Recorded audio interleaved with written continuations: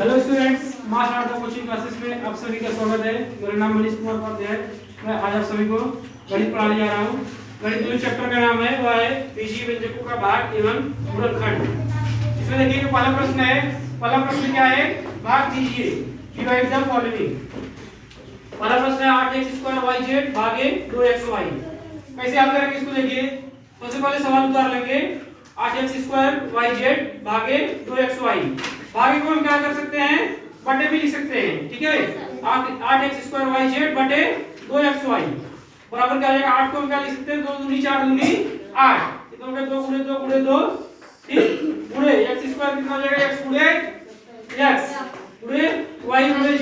यहाँ बीच में कोई चिन्ह नहीं है, पूरा लगा के लिखिए, ठीक है। बटे 2xy के बीच में कोई चिन्ह नहीं, मतलब पूरा है। क्या लिखेंगे इसको, 2 गुणे x गुणे y बराबर क्या हो जाएगा, 2 2 कट जाएगा, x x कट जाएगा, y y कट जाएगा, कितना बचेगा 2 दूनी 4 x z, कितना हो जाएगा 4 x z हो जाएगा। दूसरा सवाल देखो, दूसरा प्रश्न क्या है, 15x² y घात 3 भागे 3x² y², ठीक है। कैसे हल करेंगे इस प्रश्न को, कैसे लिखेंगे, बटे के रूप में लिख लेंगे पहले ना। 15x² y घात 3 भागे 3x² y² बटे फिर आप क्या लिख देंगे 3x² y²। तो 15 को क्या लिख सकते हैं, 3 गुणे 5 3 बचे 15 होता है ना। 15 को लिख देंगे 3 गुणे 5, फिर गुणे x 2 बार है तो x गुणे x लिख देंगे, तो गुणे y 3 बार है तो y गुणे y गुणे y को 3 बार लिख देंगे। तो बटे नीचे 3 गुणे x 2 बार है x गुणे x लिख लेंगे, तो गुणे y 2 बार है तो y गुणे y बराबर कितना हो जाएगा, 3 3 कट जाएगा, x एक बार कट गया, फिर x एक बार कट गया, y एक बार कट गया, y एक बार कट गया, बराबर क्या हो जाएगा, यहाँ पे 5 लिखेंगे, फिर यहाँ पे y हो जाएगा 5y, ठीक है। नेक्स्ट देखो 36mn² भागे 4mn। पहले सवाल उतार लेंगे, 36mn² भागे 4mn बराबर क्या हो जाएगा, 36mn² भाग को बटे लिख देंगे, बटे 4mn। अब 36 को निकाल सकते हैं, 36 का गुणनखंड अगर हम निकालेंगे कितना आएगा, 2 दूनी 4 3 12 12 3 36, ठीक है। 2 गुणे 2 गुणे 3 गुणे 3, फिर गुणे यहाँ कोई चिन्ह नहीं तो गुणे लिख के यहाँ लिख देंगे, फिर यहाँ कोई चिन्ह नहीं मतलब गुणे का चिन्ह है, गुणे n² मतलब n को 2 बार लिख देंगे, n गुणे n बटे 4 को निकाल सकते हैं, 2 गुणे 2 तो गुणे n गुणे n, 2 2 कट जाएगा, फिर 2 2 कट जाएगा, यहाँ m कट जाएगा, यहाँ n कट जाएगा, कितना बचा बराबर 3 3 का 9 हो जाएगा, और क्या बचा n बचा, तो 9 n लिख देंगे, ठीक है। तो ये आंसर हो गया। नेक्स्ट क्वेश्चन देखो 25pq² भागे 5pq। अब 25pq² बटे 5pq हो जाएगा, ठीक है।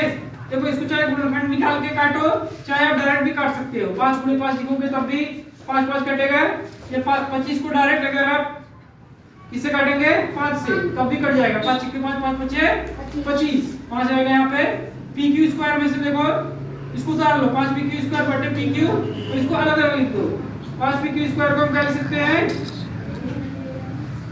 5pq² को क्या लिख सकते हैं, 5 गुणे p गुणे q² क्या लिख सकते हैं, q गुणे q बटे pq क्या हो जाएगा, p गुणे q हो जाएगा, ठीक है। p p कट जाएगा, q q कट जाएगा, बराबर क्या हो जाएगा 5 q हो जाएगा, ठीक है। कितना हो जाएगा 5 q।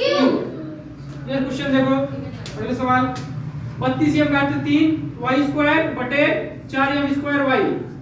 अब इसको भी देखो क्या करेंगे, पहले सवाल उतार लेंगे, फिर 32 और 4 कट जाएगा ना, 4 के 4 4 8 32, क्या कितना हो जाएगा 4 4 4 8 32, 8m घात 3 y² लिख देंगे, बटे 4 यहाँ पे कट गया तो नहीं लिखेंगे m² y, ठीक है। देखो यहाँ क्या होगा 8 गुणे m घात 3 है, यानी m को 3 बार लिखेंगे, m गुणे m गुणे m, गुणे y 2 बार है तो y गुणे y बटे क्या हो जाएगा, m 2 बार है तो m गुणे y बराबर यहाँ पे 8 लिख देंगे, m कट जाएगा, m कट जाएगा, y कट जाएगा, कितना हो जाएगा 8 m y, ठीक है। यस सर, समझ आया। यस सर, आंसर कितना हो गया हमारा 8 m y। नेक्स्ट क्वेश्चन देखो यस घात 3 धन 4x² धन 4x बटे x, ठीक है। तो अभी तक जो आपने सवाल देखा उसमें क्या था, आपका अंश में एक पद रहता था, उसके नीचे हर में एक पद रहता था, दोनों को हम डायरेक्टली काट देते थे, आंसर आ जाता था, ठीक है। दोनों में अंश और हर को दोनों काट दिया, आंसर हमारा आ जाता था। लेकिन यह जो प्रश्न है इसमें कैसा है, बीच में धन ऋण का चिन्ह है, बीच में ऋण का नहीं, यहाँ पे धन का चिन्ह है। ठीक है, यह 3 धन 4x स्क्वायर फिर धन 4x, बीच में धन का चिन्ह है, तो इसको हम डायरेक्ट नहीं काट सकते हैं। ठीक है, इस सवाल को डायरेक्टली हम x से नहीं काट सकते हैं, क्या करना पड़ेगा, क्या करेंगे, x नहीं काट सकते डायरेक्ट, क्या करेंगे, उसके बाहर वाला काटेंगे, उसके हाँ x को कोष्टक के बाहर कॉमन ले लेंगे, तो x को कोष्टक के बाहर कॉमन ले लेंगे। x जब कॉमन ले लिए कोष्टक के अंदर क्या बचेगा, देखो x यहाँ 3 बार है, यहाँ 2 बार है, यहाँ x का घात कुछ नहीं मतलब 1 है, यानी x यहाँ 1 बार है।